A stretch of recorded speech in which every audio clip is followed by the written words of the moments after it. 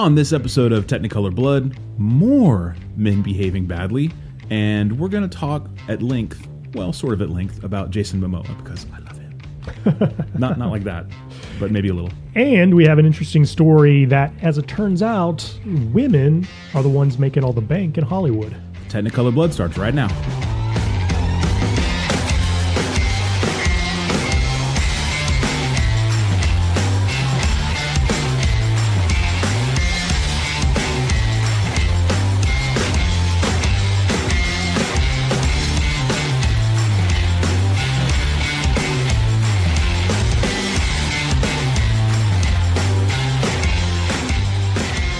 Technicolor Blood, we are back again. My name is Chris, and as always, I'm joined by Terrence. Terrence, how you doing today? I'm doing pretty good. Looking forward to talking about some movies and some trailers and some other stuff. Many things, yes. So we always start out the show with whatever we had watched recently. And this week, my offering is, I believe it's just called Spielberg. It's a documentary running on HBO right now about the work, the filmography, the life of Steven Spielberg. It includes a lot of cutaways for obviously other folks in the business talking about him. He's in it throughout the entire process as well, wearing many different fancy ascots and looking very stylish. So obviously we're big Spielberg fans. I think anyone who's a movie fan is a Spielberg fan in one way or the other. Sure, absolutely. I thought this was interesting. It's if you're a big movie fan, if you're not even a huge Spielberg fan, but you're just a movie fan, there's a lot of, great behind the scenes stuff and stories about how this was made and that was made. And there's just a lot of stuff about his life as well. And I thought it was pretty interesting because I didn't realize how much of Steven Spielberg's success was just based on him wanting to prove people wrong. So much of his career was about wanting to prove people wrong. There's that sort of time in his career where he went from what other people considered to be, I would say, what they call sort of high quality schlock, and then into his more serious filmmaking. And that was all predicated on him just being sort of pigeonholed by his peers as, Steve's great. He makes a fun, light movie. And, he didn't like that. And he wanted to make more serious movies. And so a lot of that drove him. There's a couple of interesting things about him that I didn't know, despite being a big fan of his over the years. He was one of the youngest, I think he was the youngest director who ever signed a production deal. When he signed, he was like 20 years old. And he was directing all these big famous actor and actress names in TV shows. Right. And it's just crazy. Like he faced a lot of challenges, as you can imagine, directing those folks. And obviously, I'm not going to take you through the entire show, but it's basically him going from movie to movie, not in sequential order. But he talks about some of the famous stories you probably already know about Jaws and the issues with the shark and the lessons that taught him, and Indiana Jones and all his big famous movies and sort of what they all meant to him in that time of his life, and how he felt about working with some of the big actors he worked with. And it's pretty long. I want to say it's about 2.5 hours. But I mean, if you're a film fan and you're a Spielberg fan, it's totally worth checking out if you get a chance. And I think we probably already both knew this, but for him, Close Encounters was his most personal film. Right. He just worked in so much of his own family there, and he had such a fractured family story that involved his parents divorcing early, or his parents divorcing. There was some cheating going on in his family. And so those themes of family troubles that occurred throughout so many of his movies were all directly based on his experience. In fact, there's a scene in, I think it was Close Encounters, when he kicks in the bathroom door because his dad is in the bathtub and he's emotionally upset about something, and his dad's crying, and the kid kicks in the door and starts screaming at his dad, you're crying, you're such a baby, just berating him. And that was literally from Spielberg's life. And he regretted that much. He regretted that a lot later on in life. And he only in recent, last 15, 20 years really reconciled with his father. Yeah. He had a lot of issues there. So, over the course of interviews and stuff, it sounds like he regrets basically everything in Close Encounters of the Third Kind. He regrets all that family drama that he had in it. He regrets the extended cut of it that he made. He's talked in the past about wishing that he could go back and change the way it ends because he doesn't like that Richard Dreyfuss leaves his family behind. Right, yeah. I mean, it's like everything that's of note about that film, he's expressed some sort of hesitance about in subsequent years. Such a great movie, but I feel like somehow it kind of gets a little bit left behind in his filmography. Maybe I'm wrong about that. No, I think you're right about that. Yeah, I don't feel like people talk about it in the upper tier of his movies, but I'd put it right up there. Yeah, I would too. I mean, for me, it's when Spielberg was his most Spielberg. You know, I mean, like you said, the fractured family, the very, very realistic depiction of, domestic suburban family. Close Encounters and E.T. were, no other director did that as well as he did it. And he doesn't do that anymore, right? He regrets that he did it so well. He's literally gone back and tried to change things about his movies. Yeah. And anyway, he's more of a people pleaser than you would in business and in filmmaking than you would think a guy who is as talented and as powerful as he is. Right. He seems to suffer, and I say suffer. This is a personal opinion of mine, but he seems to suffer from that thing where people want to please everyone.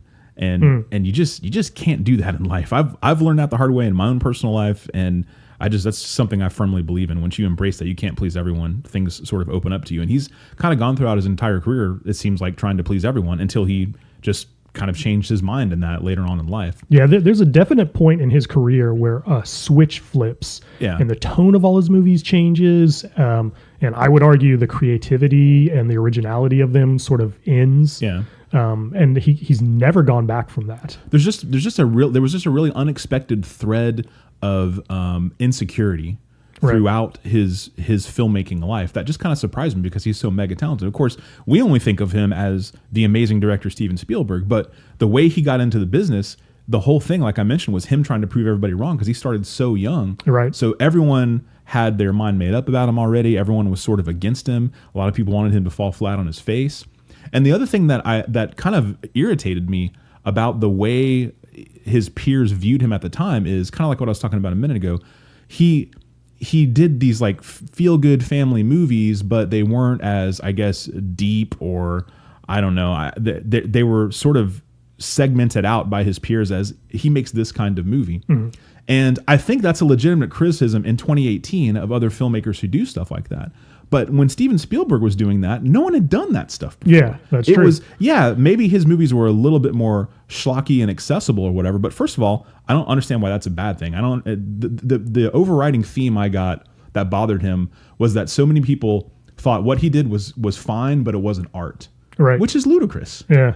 And at that point, no one had done those sorts of movies before, yet people still wanted to segment him. It's one of those things where, and it happens in every era of every entertainment type, when there's something going on that's wholly original and amazing and you don't know it when it's happening, it's only until much later where you realize what you had at the time. Yeah. And that was a big thing with a lot of Spielberg's filmography when it was actually happening. So I have not seen this particular documentary, but I've watched several other documentaries about Steven Spielberg, and the thing that always stands out to me is how honest he is about everything. He is.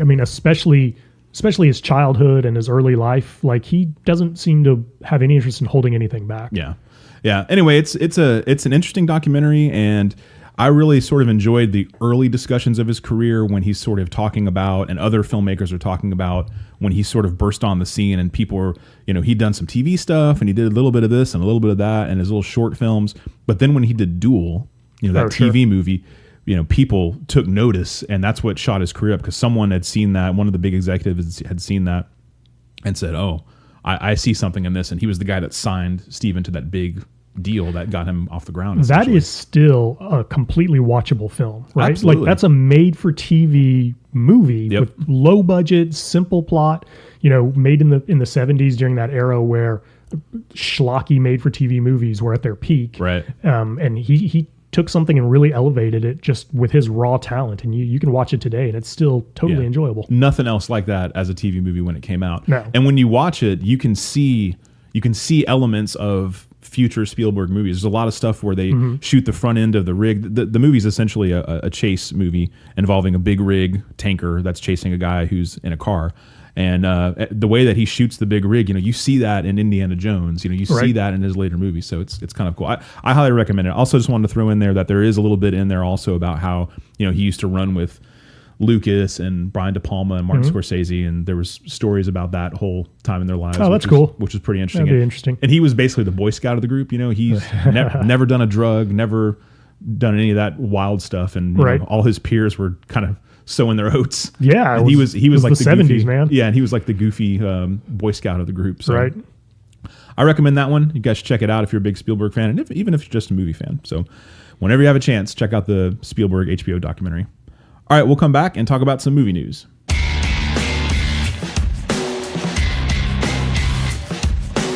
All right, Terrence, let's talk about some news, but this isn't really movie news. I just feel like this was worth reacting to.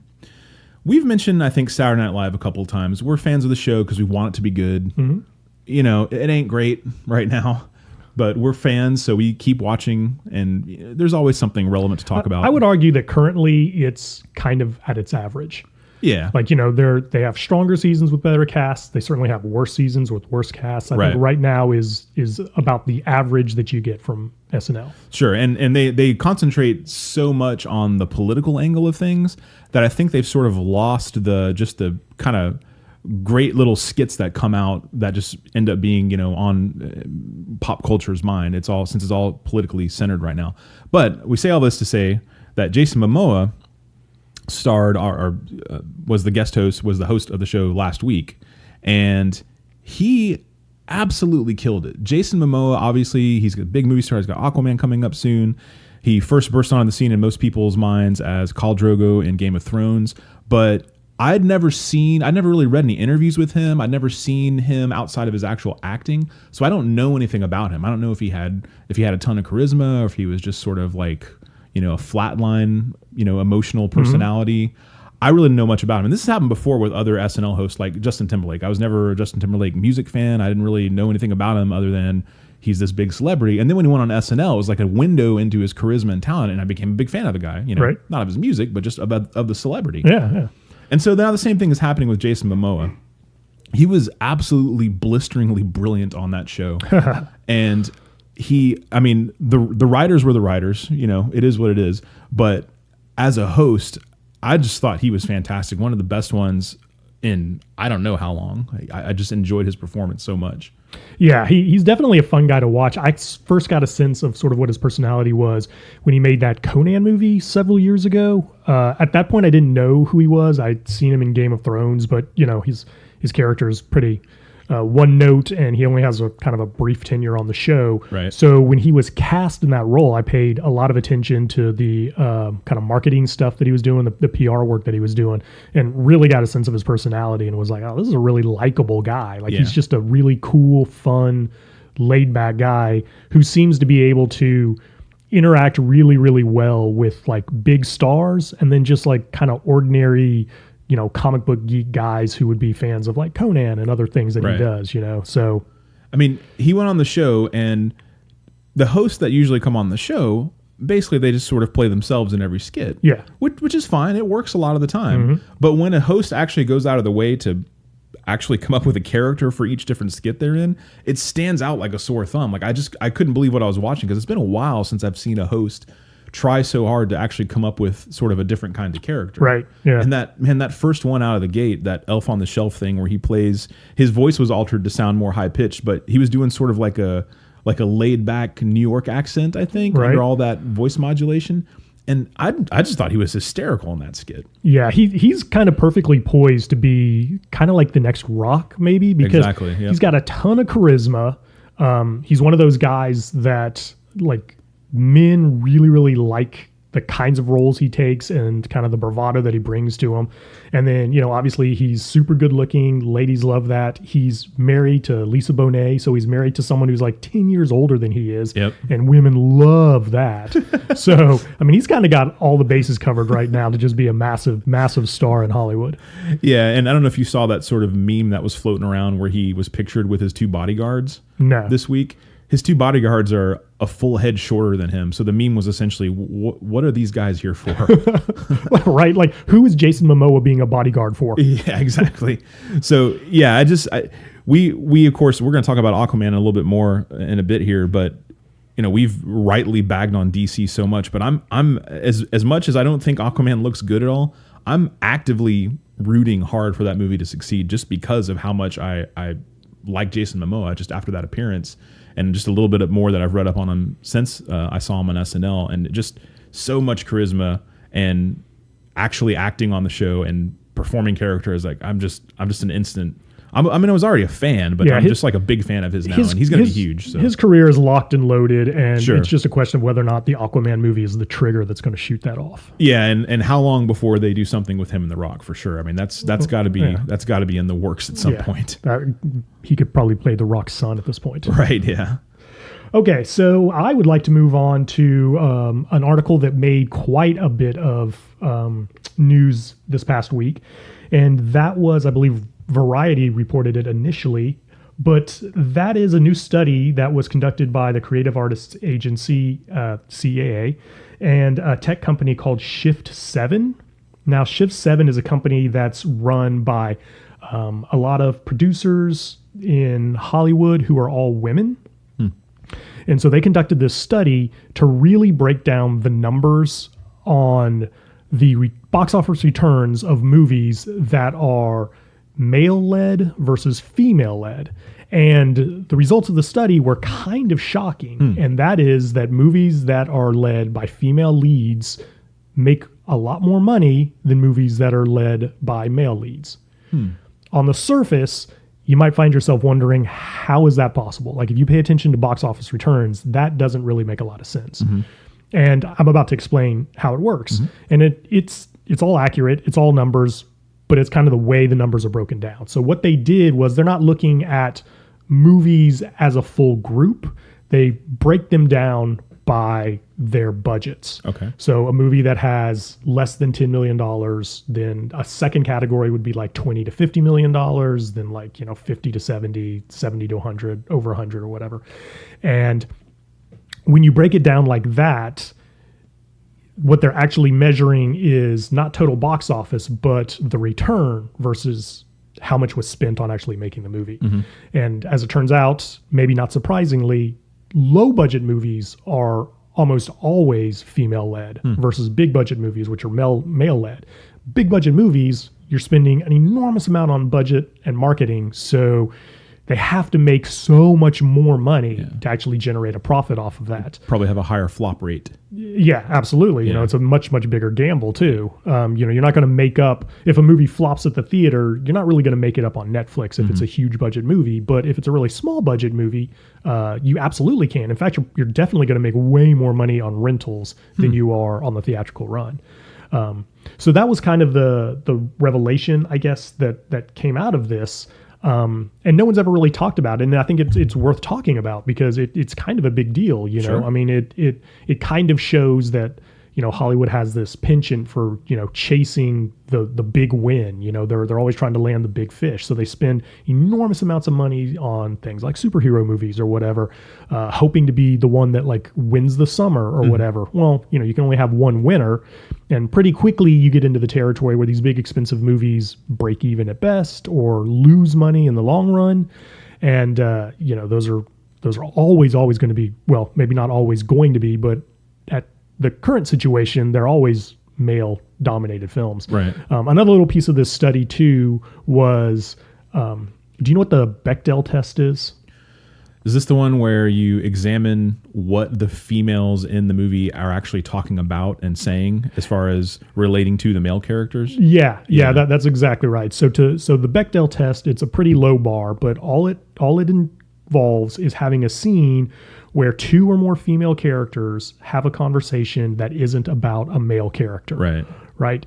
You would think that would be in every movie. Turns out that's in very, very few movies. If two women are talking in a movie, they're always talking about a dude. Well, the study reveals that in movies that do pass the Bechdel test, that do have a scene where two women are having a conversation in a movie that is not about a male character, in those movies, they almost always do really well at the box office. That is a very strange statistic, but it's also very interesting. Yeah. Obviously it's tricky with statistics because you can kind of slice the numbers any way you want. Yeah. But regardless, I think this kind of information is useful, and hopefully it gives female producers or just any producer who wants to make a female-led movie a little ammunition to go into the studio with to try to get those movies made. Sure. And interestingly enough, you're starting to see some some bigger franchises develop around women, like obviously Gal Gadot with Wonder Woman. Sure. I don't know if there's one in production yet, but I have to believe there's going to be a sequel to Atomic Blonde. I think that was a fairly decent hit, and it was certainly a crazy role for Charlize Theron. I mean, I don't know if you ever saw that, but man, the fight scenes in that movie were just absolutely insane. So I expect that one to get another run unless Charlize has no interest. Black Widow coming out soon, and Black Widow. Yeah, I mean, there's Captain Marvel. Right, yeah. I'm sure if we just sat here and thought about it, there's a lot more coming up. So you're going to have a lot more thrown against the wall that are actually the big budget ones. Right. And, we'll see if that starts to skew the numbers a little bit. But meanwhile, down in the, more modestly budgeted films, I mean, women are just kicking ass in Hollywood and no one's talking about it. Yeah. Interesting stuff for sure. All right. So I just wanted to go back to Aquaman just real briefly, since it's, the big December release coming up here next week. It's been out for a while now internationally. It's up over $150 million now. Wow. Internationally. So all good signs for the success to carry over into the U.S. And just a little tidbit that may actually only interest you and I, but there was an interview with the director James Wan recently, and he had mentioned that the score to the movie is actually inspired by Blade Runner, the original Blade Runner, the score that was done by obviously Vangelis back in 1982. I think the movie came out in, and he wanted sort of to match the sort of tone of that movie, which I thought was real interesting because, I mean, I absolutely love that score. It's very of its time, but there are parts of it that are just classic and gorgeous and set the tone perfectly for that movie. Basically, it just gives me a chance to talk about how much I like Blade Runner for a second. But obviously, until we see the movie, I won't see how accurate that statement is. But I just thought that was kind of an interesting Who's tidbit. Scoring Aquaman? It was scored by Rupert Gregson Williams, who did the Wonder Woman score. He also did Hacksaw Ridge a couple of years ago, and a lot of TV stuff. Yeah. Yeah, I guess maybe I should have been able to guess that the guy who did Wonder Woman would probably be doing Aquaman. Yeah, maybe. Yeah, I don't know how much interchangeability there is between in the DC universe. Yeah, I don't know. The one little interesting note that I know about the Aquaman soundtrack is, and brace yourself because you're going to love this, that the artist Pitbull does a cover of Toto's Africa for the soundtrack. So okay, let that sink in for a minute. That's one of my most deadly earworms. Is that song. So I'm sure the Pitbull version won't just get stuck in my head for months afterwards. See, now I was just getting into where I'm like, okay, I want this movie to do well, even though it doesn't look good to me because of Jason Momoa, and then you drop that on me. Yeah, if that's an indicator for some of the other creative decisions that James Wan made in that movie, that raises a little bit of concern. Yeah. But international movie fans are loving this film, so I'm going to withhold judgment, going in with an open mind. Yeah, all right. I want it to do well. I want Jason Momoa to do well. All right, I think it would be sort of a weird thing if we did not mention Men Behaving Badly segment once again. So you've seen the story about Eliza Dushku? I have, only in the broadest terms, though. Yeah, so I guess short version. Eliza Dushku was on the CBS show called Bull. She was going to do a 3-episode arc with the possibility of becoming a full-time cast member. During her time on the set, she was apparently sexually harassed by the star of the show, Michael Weatherly. And this involved, I don't believe this involved any touching or anything forced like that. It was just comments, verbal things like a rape joke and like a threesome joke, and well, what he's termed as jokes. I need to be specific there. Right. Things that he said were jokes. Because who doesn't joke about rape at work? I know, right? Especially in the current environment. Yeah. But even aside from that, yeah. Like, man. So from what I gather, what happened was she went to the higher ups and reported this, and rather than someone being disciplined or removed from the show, well, someone was removed from the show. It was her. The twist, though, is she did not need to sue anyone because apparently CBS's Les Moonves, who has all his own issues right now, personally oversaw a payment of $9.5 million to Eliza Dushku, which was specifically meant to pay her back for what her salary would have been for a full 3-season run. So they tried to keep that quiet, and there's no way that was ever going to stay quiet. I was going to say, did this include an NDA as well? I don't know. The article I read did not mention that, but I think maybe it might have something to do with the fact that Les Moonves has his own issues. So some of those things get disclosed, and it makes whatever agreement they had null and void. Yeah. And I don't believe Eliza Dushku is the one who's out talking about this. I think this is just being reported on. Right.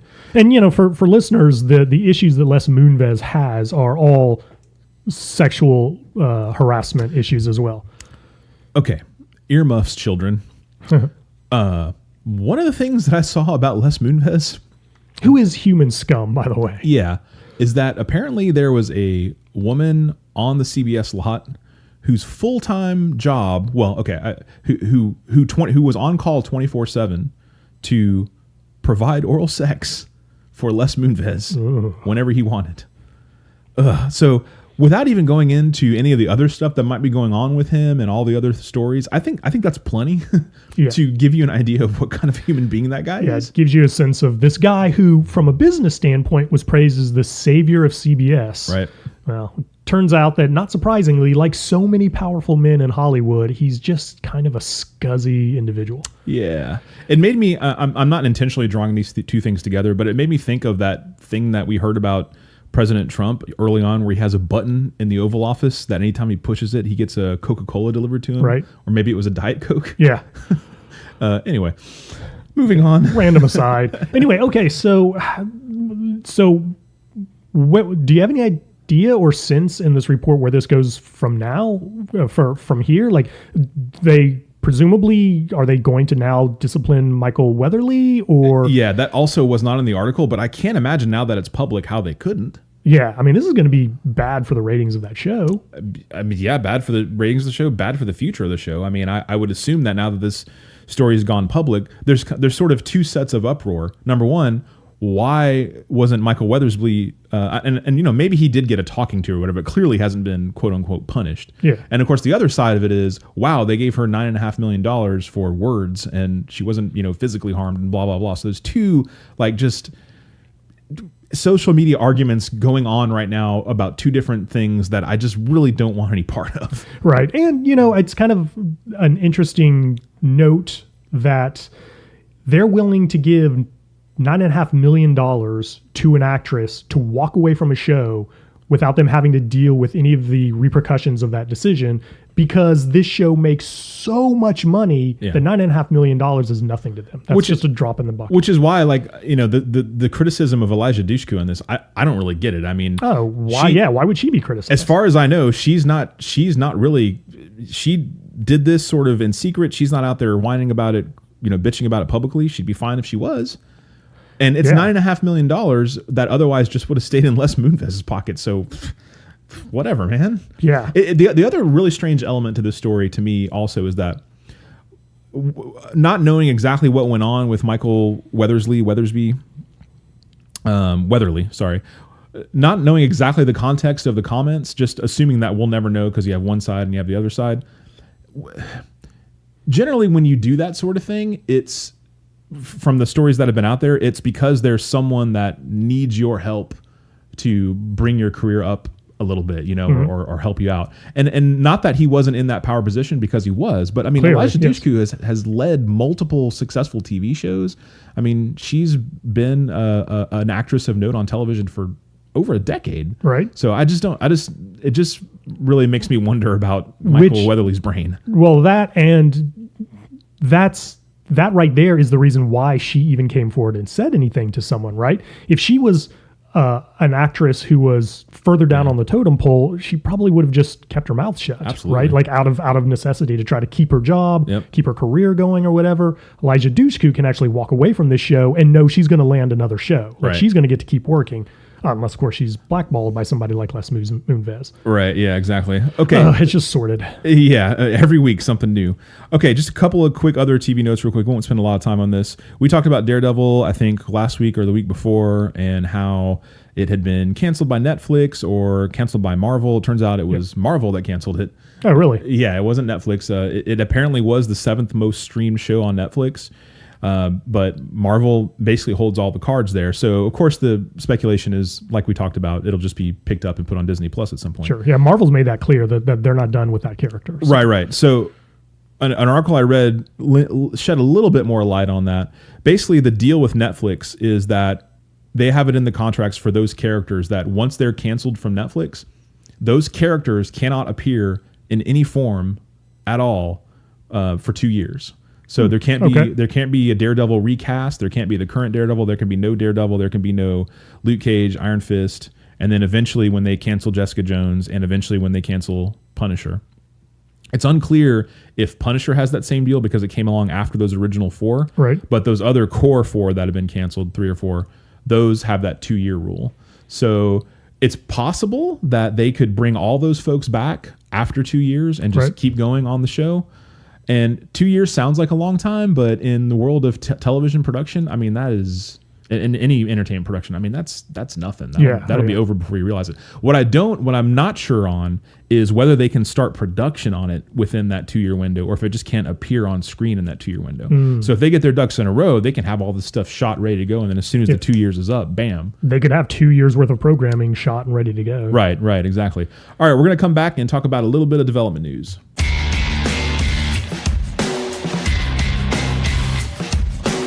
A little bit of development news for you. So, okay, we talked a little bit earlier about female-led movies and their success. Here's a little bit of sort of disturbing news, kind of unsettling news regarding Marvel and some of their sort of behind closed doors business practices. I mean, and maybe I'm just blowing this up. It's really only one situation that we know of. But so they approached Lucrecia Martel, as an Argentinian director. She's sort of an art house director, female, to direct Black Widow, the Scarlett Johansson standalone film coming up for Marvel.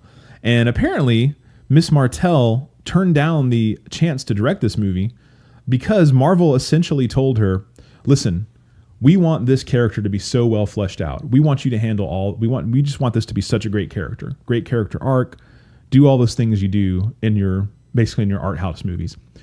But the action stuff, don't worry about that stuff. Let us take care of that. Marvel is going to take care of the action. You just worry about the character development.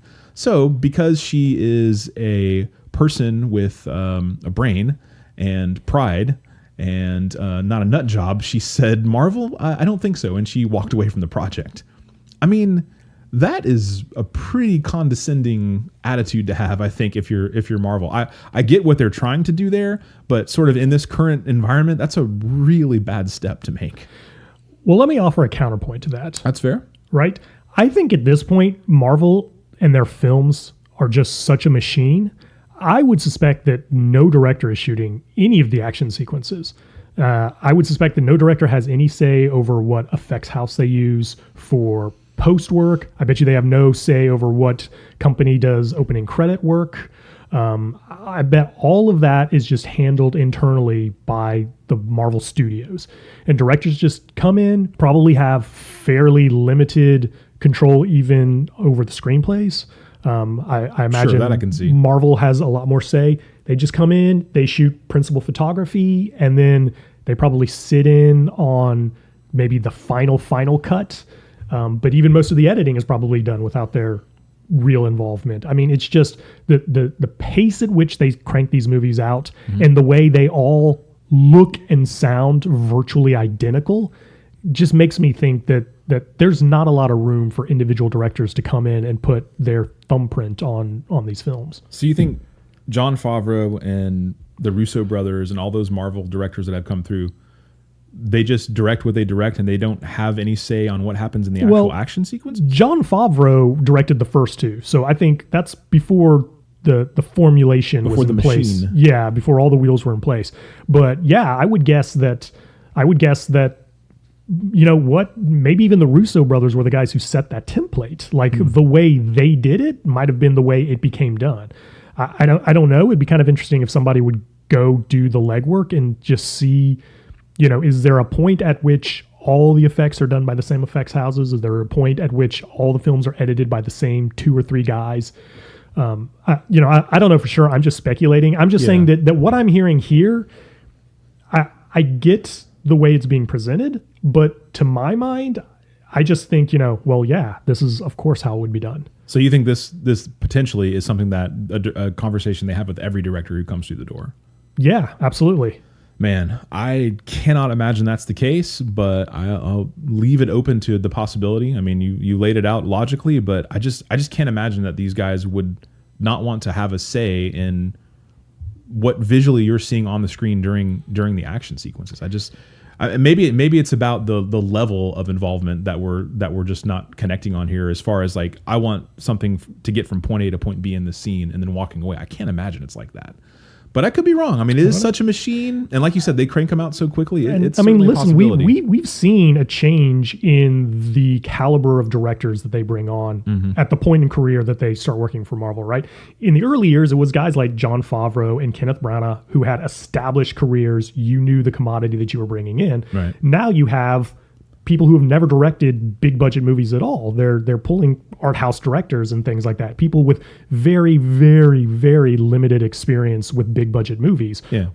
When you're knocking every movie out of the park, why would you hand the reins to the expensive, hard part of that job to these people who have never done it before? You would just say, listen, you do what you do, we'll do what we do. And the marriage of that has been hugely successful so far for 10 years. So let me ask you this. Let's say that your theory is correct. Do you think she made a mistake in turning it down?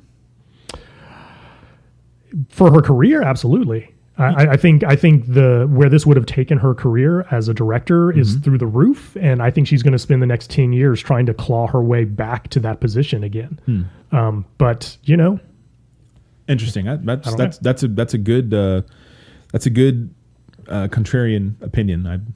I can't imagine it's true, but maybe I'm just being blind to how cold the business of Marvel movie making has become. Well, I mean, a couple weeks ago, you made the statement, which I think is ultimately the real truth behind everything. And Hollywood is a business, right? Yeah, for sure. The quote unquote art of it is, that's sort of like a decoration that's hung on the fact that it's just a business. It's just at the end of the day, it's all about spending X number of dollars to guarantee Y number of dollars. Yeah. And whatever system can be put in place where the X can be the lowest and the Y can be the highest, that's the way it's going to be done. Yeah, and I mean, obviously, I think you can tell by listening to the show, we're both fairly cynical people. So my cynicism also just, it was sort of baked in with Black Widow, that I thought that the fact that they were trying to get a female director for Black Widow just kind of seemed like pandering to me. Like, oh, well, it's a female lead, so it should have a female director. I mean, really, that stuff shouldn't matter. But it just looks bad. Like you said, if it's the way that they do this and it's the machine at work, then fine. I wish there would have been some clarification for that. But it's just not a good look to say, hey, we're going to let a woman come in and we want a woman to direct this movie, but let's handle all this other stuff, because, on the surface, like you mentioned, it seems like they're saying, you can't handle this. Yeah, well. All right. Moving on, real quick update on The Batman. Of course, this is the Batman movie that Ben Affleck was originally slated to write, direct, and star in. He left the project. He left the project as director and writer. Matt Reeves has taken over. He is handling the directing duties, and he is about to turn in a second screenplay. Apparently, the studio loves the first draft, and they're just patiently waiting for that second one. Surprisingly, I still don't see any final word as to whether or not Affleck is going to remain as Batman. He's still listed on a lot of the entertainment sites as the guy who is supposed to play Batman in that movie. Right. But I also see other stories about how Henry Cavill and Ben Affleck are not in the plans right now to continue those characters. So it's kind of still up in the air. So the update is, there is no update, but there is, as far as a script coming in, and it's expected that production of the movie may start in the summer of 2019. Yeah, I remember when that first draft came in, all the rumor at the time was that it was clearly written for a much younger version of Batman than what Ben Affleck is playing. So I think that's what launched all the speculation that he would not be continuing in the role of Batman, or at least not continue in this production of it. And I mean, at this point, DC is splintering those movies so much that, I mean, who knows? There could be, there's 3 Jokers, so why not have 2 Batman? Right, yeah.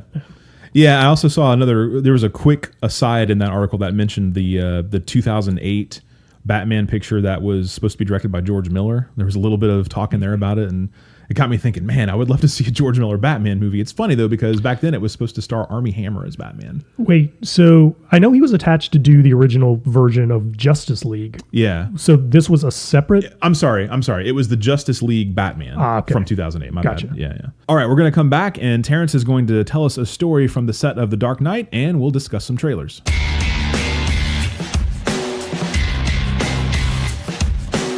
So recently Cinema Blend did a little article on The Dark Knight, the Chris Nolan Batman movie that was the middle chapter of his trilogy, the one with Heath Ledger as the Joker. And the story was just kind of a fun behind the scenes breakdown of the super famous scene with the Joker slamming the head of his goon into a pencil on a table. Love that scene. Yeah, it was definitely one of the most striking moments of that film. It's something everybody remembers. And they just did a breakdown of how it was made. I thought it was fun, and I thought we could talk about it for a minute. Sure. I, like probably everyone else, just assumed that it was some sort of CG trick. Well, it turns out that it wasn't. There was no CG used in it at all. They were actually talking to the visual effects supervisor for the film, and he was like, sure, even at that time, we could easily have created that in CG and then, track the camera movement to make it all work or whatever. He's like, the catch is we were filming that film for IMAX. And he's like, it's very, very difficult to do digital effects for IMAX because the resolution is so much higher. He's like, you can almost always tell when there's CG at work there. So knowing that, whenever they're shooting for IMAX, they try to do as much of the effects work in camera. And so to do this, they had to shoot this scene over the course of 2 days. And it basically was an editing trick, right? So they would do one take where the pencil was on the table, and then they would do a take where the pencil was gone, and then in the editing room they would cut it together. But because it's Hollywood and everything is super complicated, right, this involved 2 days of shooting, 2 different tables, a steel table and then a rubber table, and just take after take after take, literally to the point where the stuntman whose head is getting slammed into the table was losing consciousness. Oh my God. He was hitting his head so hard, take after take after take. Even on the rubber table. Yes, it was causing him to black out. He tells this story about how like one time he like was coming up like kind of extra woozy, and like Heath Ledger was like, man, are you okay? Are you okay? And he was like, yeah, I'm fine. And then he just immediately slipped right back into the Joker persona. And I thought that was kind of like a cool thing because, everyone knows now, because it's become sort of legendary, like how immersed in that role Heath Ledger became.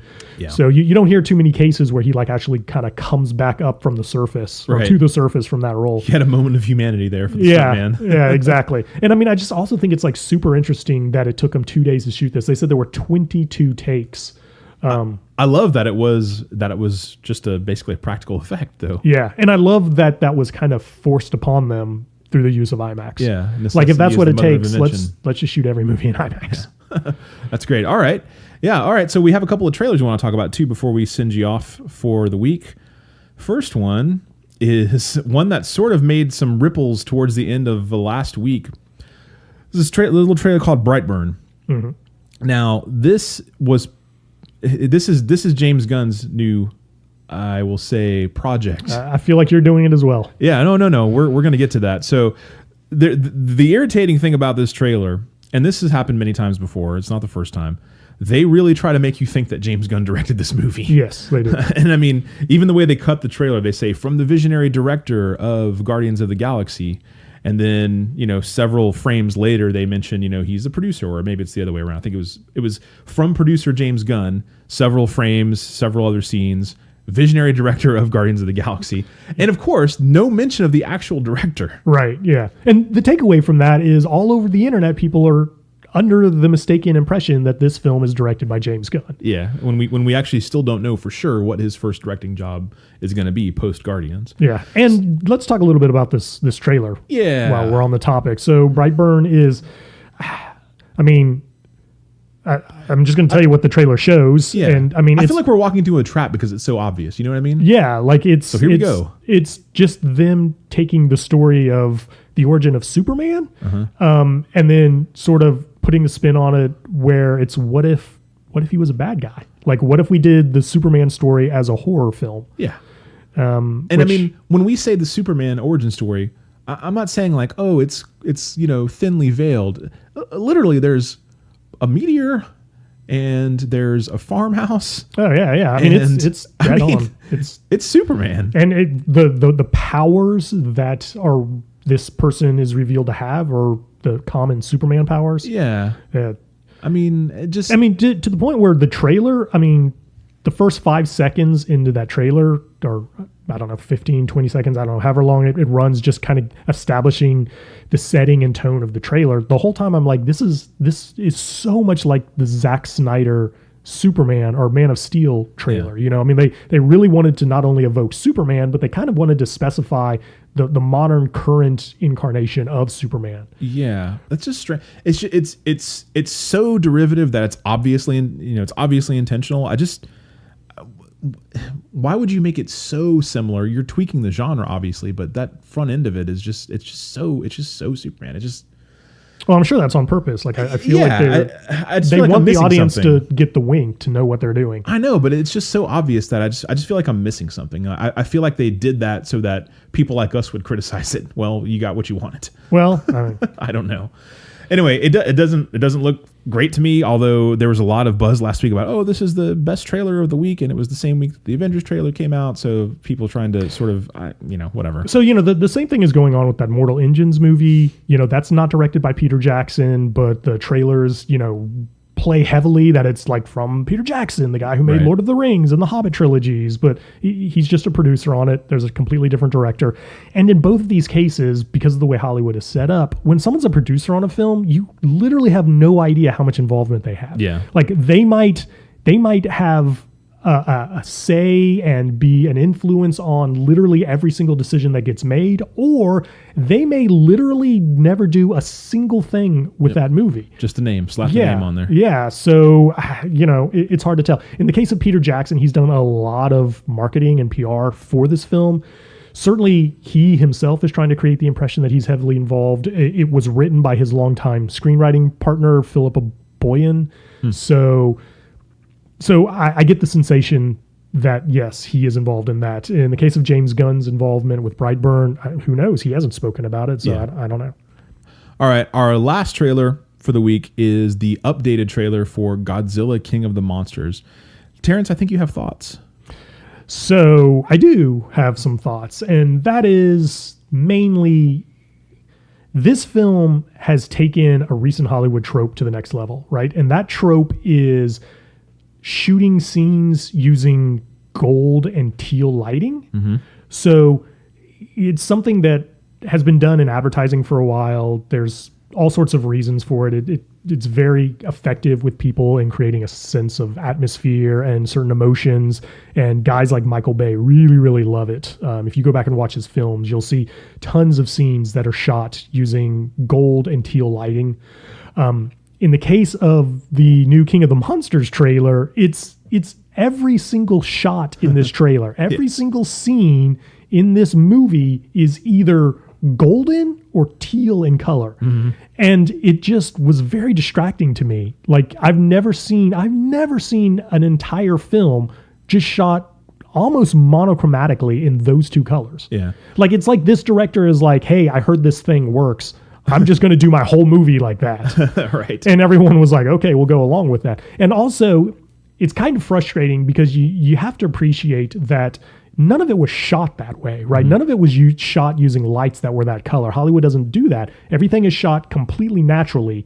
And then they go in and they color grade everything in post. So they digitally go in and tweak the colors. So some scenes are gold and some scenes are teal in color.